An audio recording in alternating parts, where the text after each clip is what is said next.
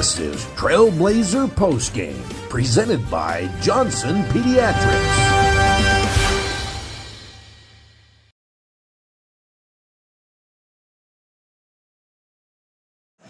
And welcome back inside here in Cedar City, Utah. It's a final. Trailblazers lose to their rivals, Southern Utah, 75-65. Rod Zundel and Mike Olson back here for the Johnson Pediatric postgame show. And Mike, Trailblazers drop to 3-3, out of a tie for third place.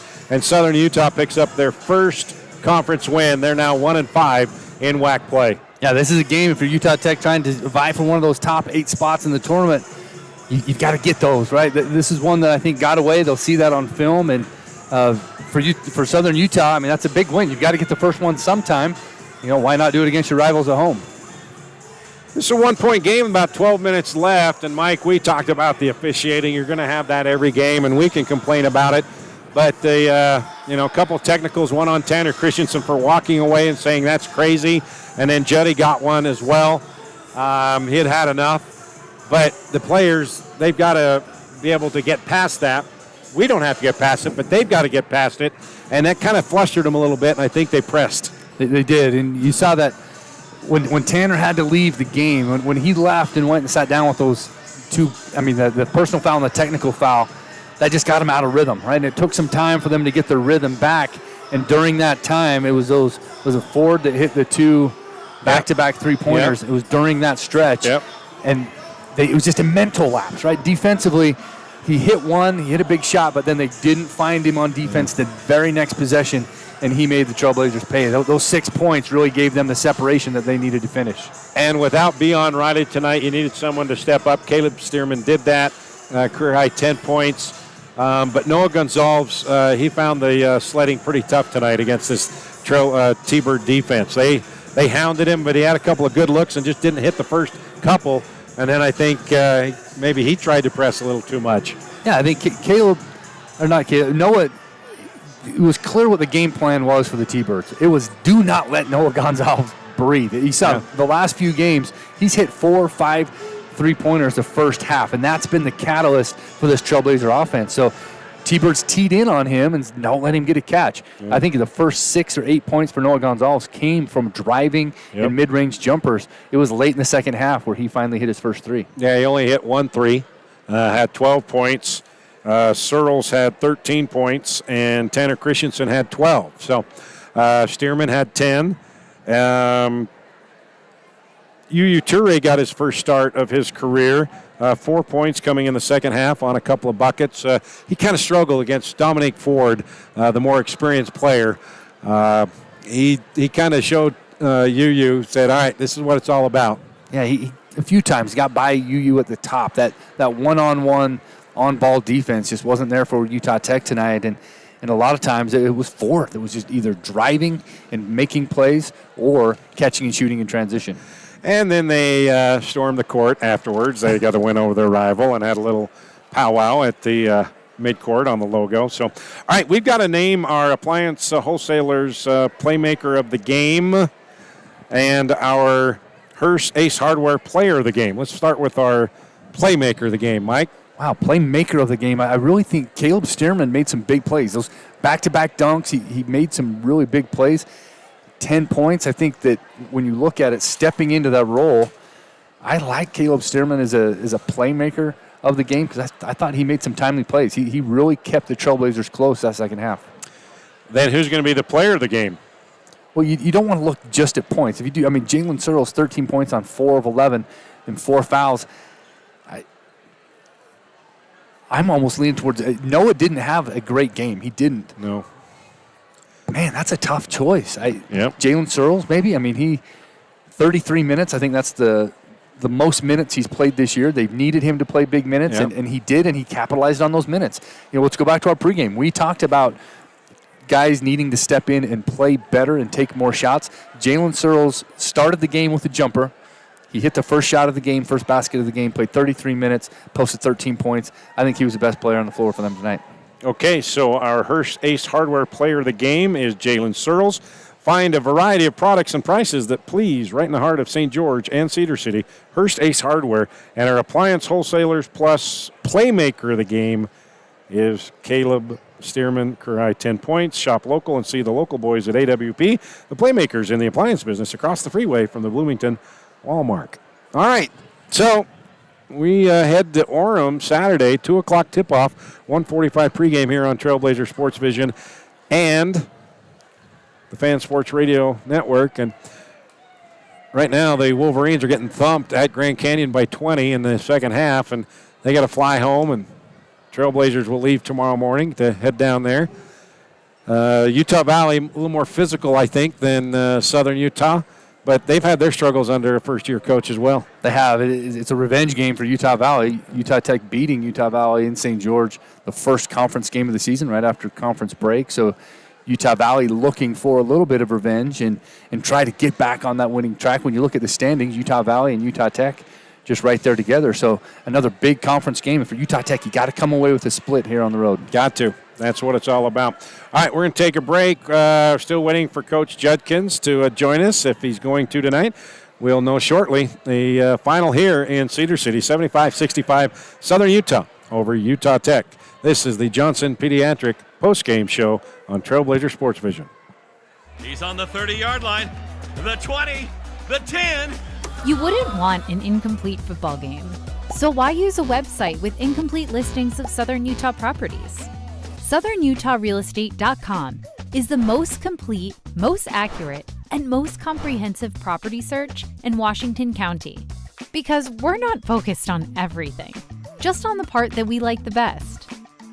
Find your Southern Utah home at SouthernUtahRealEstate.com. Finley Hyundai, committed to high-quality service and sales for local drivers. Stress-free car buying guaranteed.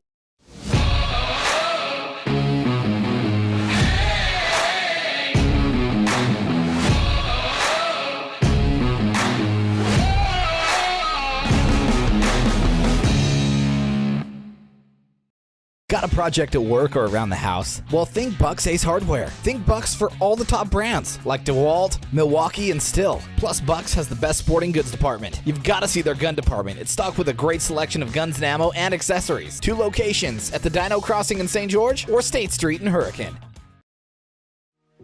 We love giving back to our community, and over the years, we have provided vehicles for families in need, supported local charities, and helped train our first responders.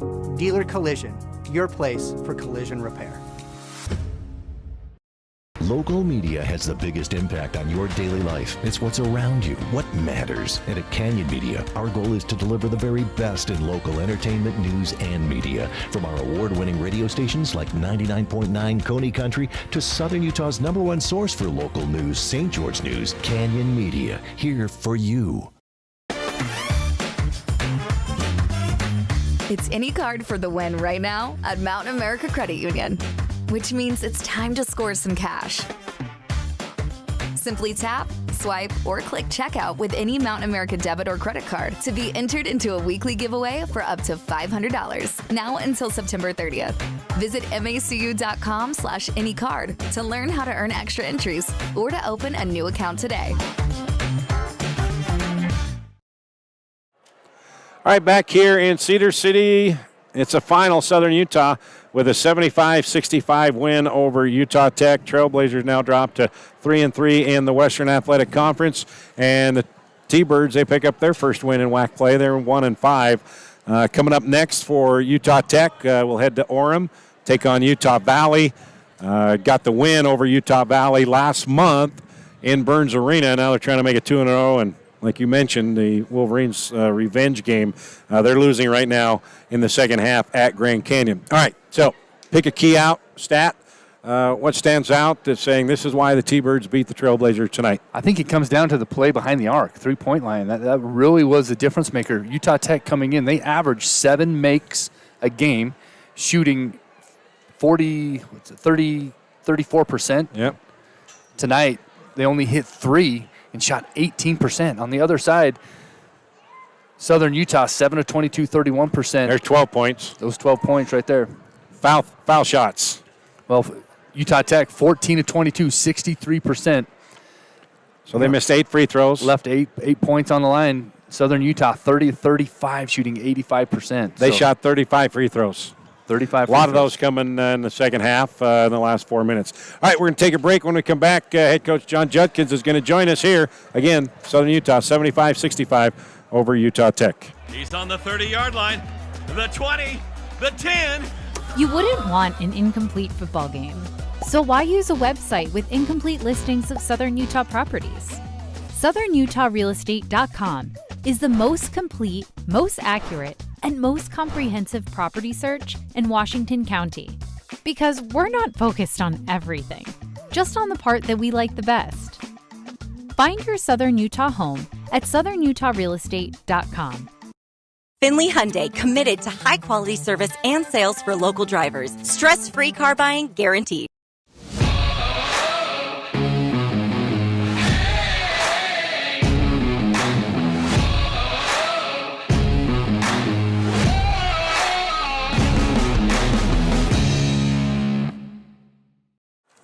All right, back here in Cedar City, it's a final 75-65 Utah Tech with the 10-point loss to Southern Utah. Trailblazers drop to 3-3 in WAC play, and the T-Birds get their first win there, 1-5. Head coach John Judkins joins us now. All right, Coach, your impressions from tonight. It wasn't pretty. No, it wasn't. It was a very physical game, and we knew it would be. Just our offense is not clicking. It's just not. I don't know. I just, I look at Tanner. He goes 6 for 7. Besides his threes, he missed 3 threes, but he was 6 for 7 in underneath the basket, and we don't get him the ball. I look at their big guy, 22, and they go to, we get Tanner fouling out, Larry fouls out, Caleb fouls out. The guy posts up very hard. A lot of offensive post up, but again, give him credit. They didn't call it, so he kept doing it, and our guys didn't do that. But we should have just kept feeding the ball to Tanner, and we didn't. And, we got guys maybe trying to get their points instead of realizing what's going to win games. So, we knew this was going to be a good game. I tell you, they're a better team than what their record shows. We've said that to these guys 100 times. They're going to be ready tonight. The crowd was good for them, and I thought I think we're down 1 or 2 at second half, got a couple of steals, and we go down and we miss layups. They made some great defensive blocks or hustle plays, and we shoot some crazy reverse layups instead of just going strong to the basket and get fouled, stuff like that. But, they out-rebounded us, which is a big thing of us. When we out-rebound teams, our chances of winning are pretty good.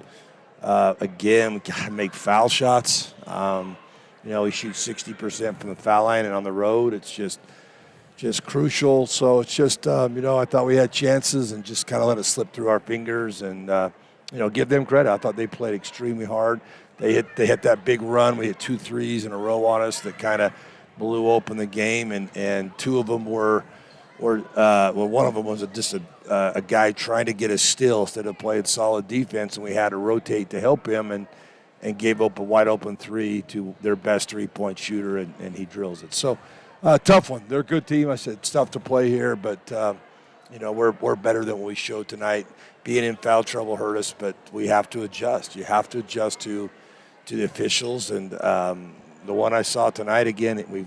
Every game he's ref of ours we've lost, and I'm not blame it on him, but it's just frustrating. But we have to adjust. Yeah. We have to adjust to that. We can't expect calls. We just got to be tougher. And some of those adjustments with Beon out, Caleb Stearman coming in, had a great 10 points. And going into Utah Valley now, you're going to have that same kind of performance from the guys off the bench and who normally don't get a lot of time because they're going to get time, right? Yeah, you're right, and we talked about that. Caleb had a really good game. I thought Jello did some things. I just didn't make any shots. Noah had some good looks early and missed, and, just his confidence was down a little bit when he misses those first couple ones, and he's got to keep shooting. That's what we're trying to just keep shooting. We'll come back. But I thought Caleb really did a really good job for us, and, and some of our guys, again, and we talked about it, they're going to get minutes now. We don't know how long Beon's going to be out. We don't know. So you got to be ready at all times. And we talked about some of the guys don't know it's January and they still don't know our offense. And I told them in there today, I said, I can't. It's too late for me to have patience with you and try to wait until you figure out, I got to move on. If you don't know the plays, I got to get you out. It's just that simple. And that hurt us. That hurt us tonight, not having B on and having that tough guy in the post. But, again, I thought Caleb did really good tonight. I thought Tanner played, offensively, did some really good things. Defensively, he got some dumb fouls that hurt us on some things. But and Larry's got to get better. He couldn't breathe. He just kept saying, I got to come out. He was just tired. And then when you're tired, you get dumb fouls. Yeah. And that's kind of how we had it. Now going to Utah Valley, they're going to have revenge on their mind because you beat them last month in Burns Arena. I think they're a little more physical team than Southern Utah. They're bigger. They're bigger. They're going to be physical just like these guys are. I mean, our whole league's physical, Rod. It's not. Yeah, true. It's not one. I mean, 22 is probably one of the strongest posts we've played. I mean, how he does post up and gets after it, and we got to show him film and say, that's what we want you to do in the post, Larry. That's what we want you to do in the post, Tanner. But we got to get him the ball. Our guards got to get him the ball, and I get frustrated because Tanner is the most unselfish guy on our team. Yeah. You throw it into him, if they double team him, he's throwing it out. He'll find the open guy, and we just don't want to throw it to him. So something we got to see on film, something we got to improve on. But I think our defense at times was pretty good tonight. They hit some big shots. We fouled too much. They shot 35 foul shots to our 22. So there's 13 more foul shots they go to the line. We got to quit fouling. We got to play D without fouling. Okay, so what do you want to see Saturday afternoon in Orem? I want to see effort. I want to see the effort. I mean, it's a quick turnaround. You can't pout about this game, and you can't. It's over. We got to learn, and we got to get better from it. And we know we can play with them. We did it last time, but again, it's hard on the road, Rod. Coming on the road's a tough thing, and you got to be mentally tough. And these guys got to do that. And I think if we do that, I mean, they know what we do. We know what they do. It's just going to be coming down to the loose balls, rebounding. Things that you can really control, shooting wise, if it's open, you got to shoot. You can't control that. You just got to share it a little bit more than we did tonight. But we got to rebound. We got to be tougher. We got to guard without fouling. All right, Coach, time to go back home and get ready for that 3.5-hour bus ride to Orem tomorrow. You got it. All right, that'll do it for the Johnson Pediatric postgame show. For Paul Ratliff back in the Findlay Hyundai Studios, and for Mike Olson and for Coach Judkins, I'm Rod Zundel. Once again, the final, Southern Utah 75 and Utah Tech 65. Again, we'll see you Saturday afternoon in Orem, 2 o'clock tip, 1:45 pregame here on Trailblazer Sports Vision, the Fan Sports Network. Final again, Southern Utah 75, Utah Tech 65. Good night, everybody.